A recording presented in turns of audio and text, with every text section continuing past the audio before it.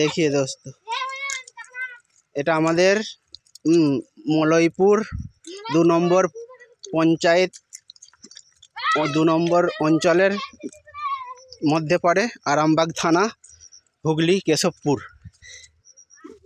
রাস্তার কোনো হওয়ার কোনো নেই। সেই 2-4 বছর 5 বছর একই পজিশন, বাচ্চারা খালি পায়ে স্কুল যেতে মানে কি বলবো, না যাওয়ার মধ্যেই কেউ পড়ে গেলে হাত পা ভেঙে যাবে এরকম অবস্থা। তবু মানে 1 সপ্তাহ 2 সপ্তাহ ছাড়া এতে বাচ্চারা নিজেই বলছে, স্কুলে একজন পড়ে গেছে, তো বাচ্চারা নিজেই বলছে দেখো কী করে যাবে এই রাস্তার অবস্থা। তাহলে 2-4 কিলোমিটার এরকমই কোনো রাস্তার নেই, একদিকে একদম পুরো ঢালাই আর একদিকে এরকম অবস্থা। মলয়পুর 2 নম্বর অঞ্চলে পড়ে, আরামবাগ থানা, কেশবপুর, এটা আমাদের। এরকম অবস্থা, বাচ্চারা মানে 1 সপ্তাহ 2 সপ্তাহ ছাড়া একদিন স্কুলে যায়, এরকম অবস্থা।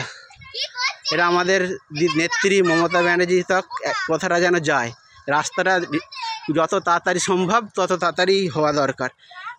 ছেলেদিকে 1 কিলোমিটার 1.5 কিলোমিটার হেঁটে স্কুল যেতে হয়, এরকমই অবস্থা।